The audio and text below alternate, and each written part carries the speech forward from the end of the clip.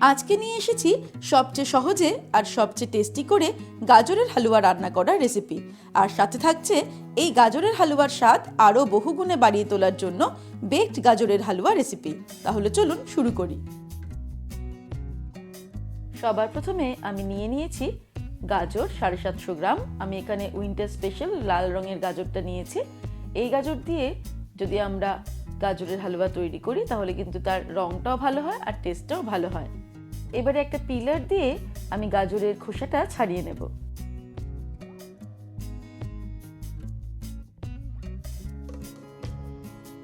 সবকটা গাজরের আমি খোসা ছাড়িয়ে নিয়েছি। এবার গাজরের ওপরের দিকটা আর নিচের দিকটা আমি অল্প অল্প করে কেটে নেব।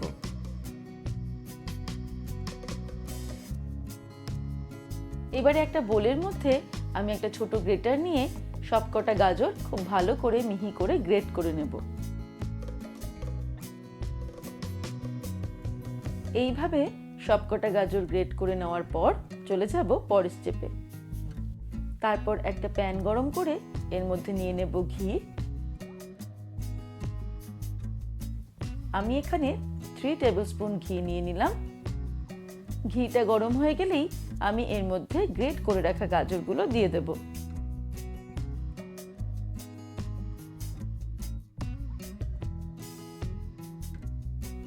এবারে ফ্লেমটাকে মিডিয়ামে রেখে গাজরটাকে আমি ঘিয়ের মধ্যে ফ্রাই করব 5 থেকে 7 মিনিট।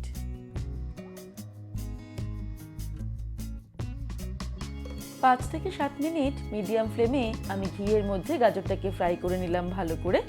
এবারে আমি এটাকে ঢেকে দেব ফ্লেমটাকে একদম লোতে করে 10 মিনিটের জন্য। আর মাঝখানে আমি দুবার একটু নেড়ে দেব। 10 মিনিট হয়ে গেছে। আমি এটাকে লো ফ্লেমে 10 মিনিট রান্না করে নিলাম। মাঝখানে দুবার নেড়েও দিয়েছি।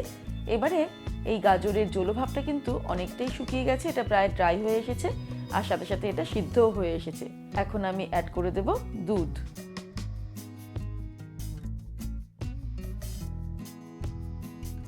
আমি 2 কাপ পরিমাণে ঘন দুধ এর মধ্যে অ্যাড করে দিলাম।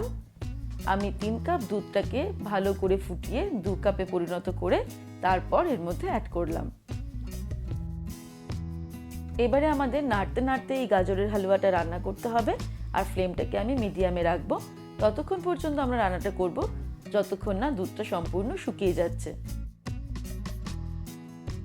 নাড়তে নাড়তে রান্না করতে করতে দুধটা কিন্তু এখন একদম শুকিয়ে গেছে, দেখতেই পাচ্ছেন। এই সময় আমি এর মধ্যে অ্যাড করে দেবো চিনি। আমি এখানে 1/2 কাপ পরিমাণ চিনি অ্যাড করব। আপনারা নিজেদের স্বাদ অনুসারে চিনিটা অ্যাড করবেন। চিনিটাকে মেশাতে মেশাতে আবারও কিছুক্ষণ আমাদের রান্না করতে হবে মিডিয়াম ফ্লেমে।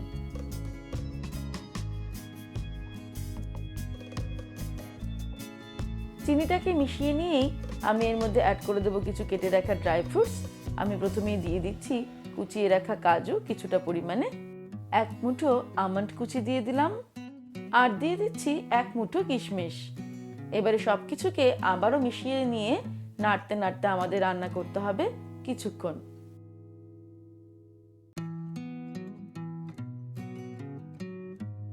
দশ মিনিট মিডিয়াম টু হাই ফ্লেমে আমি নাড়তে নাড়তে গাজরের হালুয়াটা রান্না করলাম।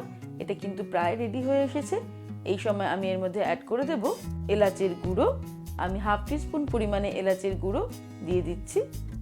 আর ফাইনালি দিয়ে দিচ্ছি ঘি, 1 টেবিল স্পুন ঘি ছড়িয়ে দিলাম। এবারে সব কিছুকে সামান্য মিক্স করে নিয়ে আমি ওভেনটাকে অফ করে দেব। আমাদের গাজরের হালুয়া কিন্তু একদম রেডি টু সার্ভ। তাহলে দর্শক বন্ধুরা, আমরা দেখে নিলাম দারুণ টেস্টি গাজরের হালুয়া কি করে বাড়িতে তৈরি করতে হয় সহজভাবে। তবে এই গাজরের হালুয়াটাকে আরও টেস্টি করার জন্য আমরা এবারে তৈরি করব বেকড গাজরের হালুয়া। চলুন তাহলে শুরু করি। এবারে আমি একটা ছোট বাটির মধ্যে 1/2 কাপ পরিমাণে উষ্ণ গরম দুধ নিয়ে নিয়েছি। এর মধ্যে দিয়ে দেব স্যাফরন বা জাফরান বা কেশর। তারপর কেশরটাকে দুধের মধ্যে ভিজিয়ে রাখবো 15 মিনিট। এবারে এই কেশর মিশ্রিত দুধ আমি মালাই তৈরির সময় ব্যবহার করব। এবারে আমি একটা প্যানের মধ্যে নিয়ে নেব দুধ।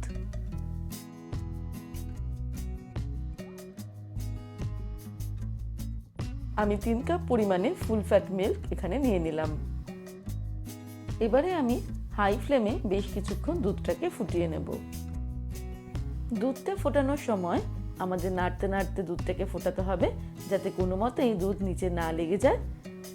আর 3 কাপ দুধটাকে আমি ফুটিয়ে 2 কাপ মতন করে নেব। দুধটাকে আমি বেশ কিছুটা ফুটিয়ে নিয়েছি। এটা 3 কাপ থেকে প্রায় 2 কাপ হয়ে গেছে। এর মধ্যে এবারে আমি অ্যাড করে দেব সেই কেশর মিশ্রিত দুধ। আর দিয়ে দিচ্ছি 1/2 কাপ পরিমাণে চিনি। এখানেও আপনারা মিষ্টিটা নিজেদের স্বাদ অনুসারে বাড়িয়ে অথবা কমিয়ে নেবেন।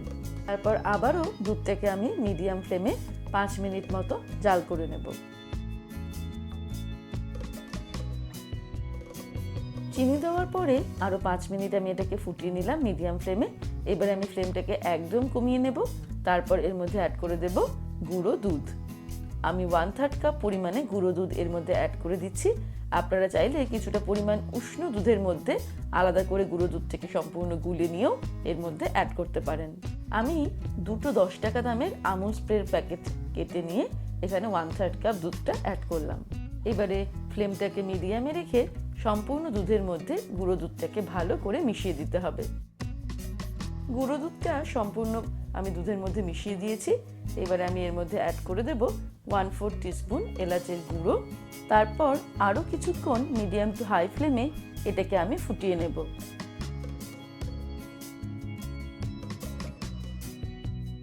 আরও প্রায় 10 মিনিট মিডিয়াম টু হাই ফ্লেমে আমি দুধটাকে জাল করতে করতে এরকম ঘন একটা মালাই বা রাবড়ি তৈরি করে নিয়েছি। এবারে আমি ওভেনটাকে অফ করে দেব। তারপর চলে যাব ফাইনাল স্টেপে। এবারে আমি অ্যালুমিনিয়ামের একটা ফয়েলের মধ্যে গাজরের হালুয়াটা নিয়ে নিয়েছি। তার উপর দিয়ে তৈরি করে রাখা মালাই বা রাবড়িটা ছড়িয়ে দেব।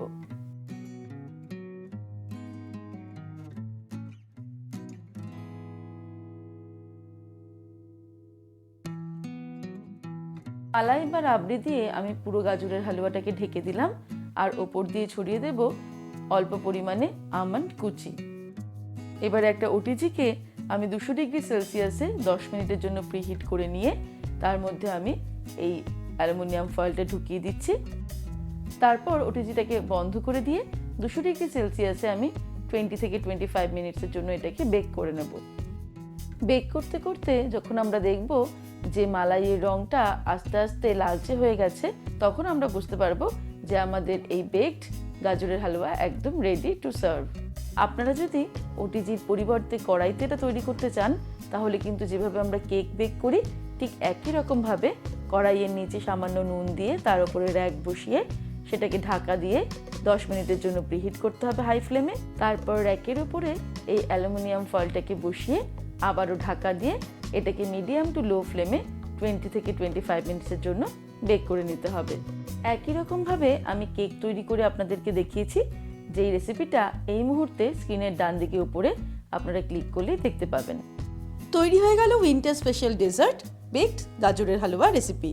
এটা এতটাই টেস্টি যে একবার খেলে এর স্বাদ মুখে লেগে থাকবে আর বারবার খেতে ইচ্ছে করবে। তাহলে দর্শক বন্ধুরা, আজকের এই রেসিপি আপনাদের কেমন লাগলো আমাকে ভিডিওর নিচে কমেন্ট সেকশনে কমেন্ট করে জানাবেন। ভালো লাগলে লাইক করার অনুরোধ রইল, আর বন্ধুদের সঙ্গে কিন্তু অবশ্যই শেয়ার করুন। ভালো থাকবেন, সুস্থ থাকবেন। আমি আবার হাজির হব নতুন নতুন রেসিপির সঙ্গে। নমস্কার।